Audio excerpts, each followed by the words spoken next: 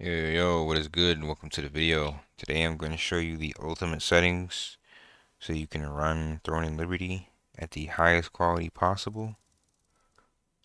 Let's go ahead and hop into it. Um, Alright, first things first, for people that like the game to look beautiful as well as useful, we are going to hop into the graphic settings. Alright, currently I am playing on Geforce now, which is a 4080 graphics card. Not 100% sure on the CPU that they use, but these settings are mostly for 4080. So my recommendation to you, if you are an NVIDIA user, is to try these settings. Well, AMD as well, but essentially try these settings and then compare them to the auto optimization of your actual GeForce Experience application. So I have too many Throne clients, so yeah. All right, this one. So you see how NVIDIA GeForce Experience, they recommend me to play on Epic, but I have some custom settings here for high. But yeah, my recommendation to you is to first try the optimization settings through GeForce and then compare them to the settings that I'm going to provide to you that I'm using currently. Because as you see here, I'm getting about 144 frames average, but it's locked at 144. So it spikes to 200 sometimes due to frame generation, but it's typically sitting around 144. Yeah. And then we have NVIDIA DLSS for super resolution on quality, frame generation on. We don't use the AMD Fidelity, we don't use Intel. Make sure vertical sync is off. That is really important. And we're running at 1440p. Okay? Usually play on borderless because I have two windows. Alright, so for the quality settings, I'm going to go through these rather quickly.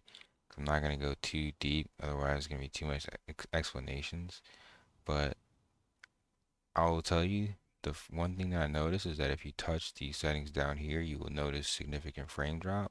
So I keep these at epic, shader preloading at high, optimize large scale combat, and then I turn motion blur off, lens flare off.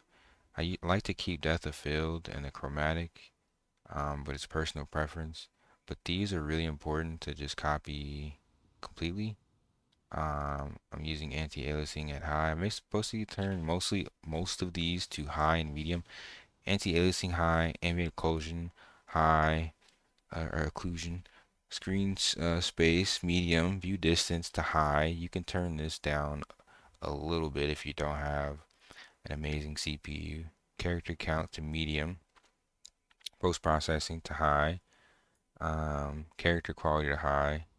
Yeah, so on and so forth. Epic for some of the distant shadow and texture. I turn the filtering off, the filtering down a bit to times 8 instead of times 16. Times 8 I feel is pretty decent. Effect quality at high. And the reason I have a lot of these at high because I notice when you go to medium and low, you actually get less frames. I don't know why the game is like that, but I typically get higher frames when either at high or epic. And when at high, I think it's the best, but then when you start going down to medium and low, you just lose too many frames. So yeah, just copy these settings completely, and like I said, compare them to your GeForce settings as far as frames. But I think the most important thing is frame generation. If you are on a 40 series, that's the only time you can use it. You want to make sure that GPU scheduling is on. I am not running on my computer natively though, because like I said, I'm playing through GeForce Now, um, which allows me to not use the resources of my PC. That way I can focus on my uh, most of my like quality pretty much on just streaming the application and the actual bitrate encoder of the stream. That way I don't have to utilize GPU resources actually running the game. Um, yeah, that's how I run, mostly at 200 frames on average. Now, these next settings are just important just so you know the proper settings to PvP and just for optimization of the game. I like to play on classic mode most of the time. It's just faster. Prevent falling. I use that if I'm sniping from a ledge. Keep in mind, if you put prevent falling on, you're gonna have to jump in order to get over a ledge. Like you can't walk off of a ledge if you turn the setting on. But it's really good because it'll stop you from falling if you're trying to snipe. Auto move within range to attack target. I like this for certain skills because it'll move you forward automatically. Um, and then auto use non-target beneficial. Q skills is really good sometimes if you notice that you have some type of input lag, or if you want to just be able to queue skills like one by one, so it auto cast that skill. The toggle charge skills is really important so that you can use your focus fireball properly. You pretty much just hold it and then let it go. Aim skills lock on, snap on target for ground directional. I like to snap on target basically because it snaps my AoE skills or my cone skills to the target that I'm facing. That way I don't have to depend on my mouse movement. But if you want to manually cast your ground target skills or your directional skills, then don't use this. I like using it though. And then another really important thing is making sure your ammo recovery is at 95%. This is extremely important that you have this always on for PvP, but the 95% is really useful. That way your ammo is always healing you when you're in combat. Um, alright, so for character, just pretty much just copy these settings. I have everything on for show character. I'm just gonna go through these really quickly. This is so that you can see the health bars of all enemies, and then show my nameplate and show my detailed health and mana info. I took my nameplate out of Party HUD because I just don't feel the need to see myself twice. I think it's better to have a clean UI. Um, I reveal my weapons because I'm a streamer. Obviously, I don't feel like there's a reason to hide my information, but a lot of people leave this off so that you can't view their items. Um, yeah, show others inventory. Turn that off. It's just wasted processing power. These are really important as well. Your target settings. You want to turn attacking monsters off. That way, when you're in PvP, it always will tab to attacking players in hostile guild before ever targeting a monster. Feed players, yeah, like all your priority targeting on tab is going to be to players if you remove attacking monsters in search by order priority. Cancel selection by clicking the ground. I have this unchecked. You can use this if like it's easier for you, but I use stop and cancel on middle mouse button, which I will go over my hotkeys in a bit. Again, just not using any of this.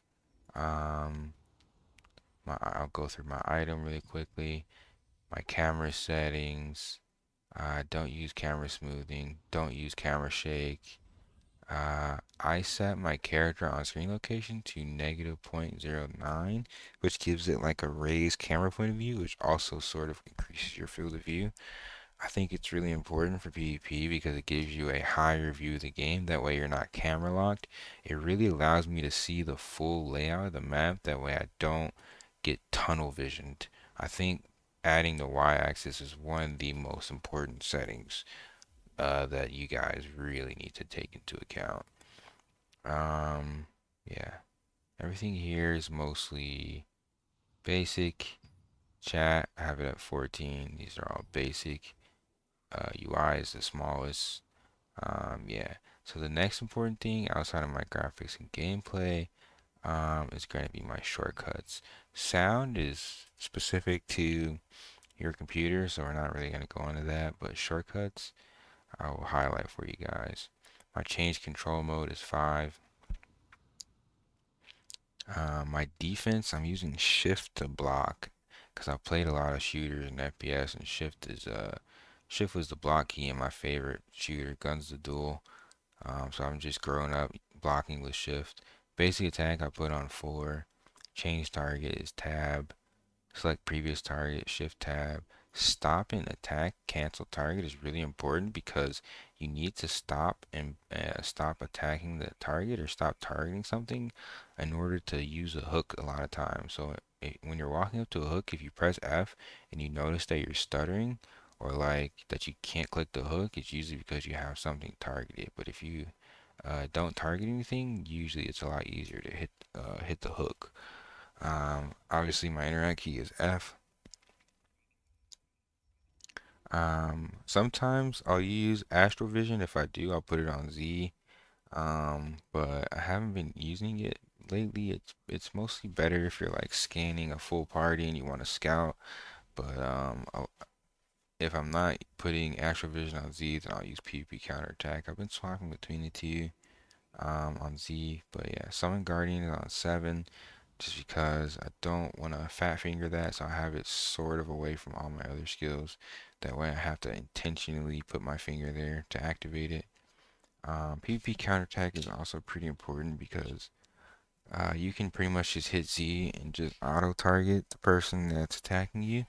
It's really good if you're like a healer and you want to sleep. So yeah, I would say use one or the other, either Astral Vision or PvP counterattack, unless you can have a hotkey for both. But I haven't really come up with a really great hotkey for it, so I usually swap between two or swap between the both.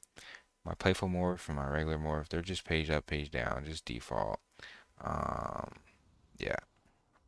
All right. And then yeah. So I'm morphing with Q, by the way, guys. Um Q is my morph, and then like I said, shift is my sprint. Um yeah. Then my regular quick slot shortcuts is 123 XCR. So I'm using X here for inner peace. It's more like a reactionary. Your hotkeys are very essential.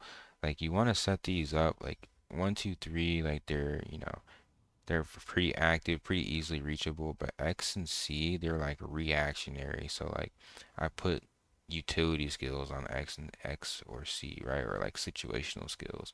My R is like really it's really fast, like reactionary hotkey. Put it so I put my shadow step there. On T is like just a good flow to go from R to T. And then V is like a very intentional hotkey, so I have to like think about it consciously. My mouse buttons, um, these three are my mouse buttons: zero, equals, and minus. These are all skills I use with my mouse. So it's really easy for me to buff with the back buttons of my mouse, equals and minus. And then the zero is like, it's again really easy because my thumb rests there. And then E as well. So my zero and my E are like the easiest flowing hotkeys for me. And then yeah, RTV is a really good combo. I set my hotkeys up to where it really flows to where like when I press something, it's really easy to press the next skills and combinations. So RTV go really well together. Equals and minus and zero go really well together. E, I can just press it at any time. 3 and 1 go really well. 2 as well. X and C go really well. So it's like, yeah, there's a lot of synergy in my hotkeys as well, you guys. Yeah, and then I also like to hotkey the party markers with my numpad, the arrow, the heart, and the shield. It's really important for arenas or just shot calling in open world or target party in open world. But yeah, these are my settings, you guys. These are ultimate settings for the game. That way you can run it at 200 frames and also have the most optimized visual so that you can be ready for battle. Thanks so much for watching the video, you guys. Hopefully you liked it. Peace and love. Let me know what you think in the comment section below. See you next video.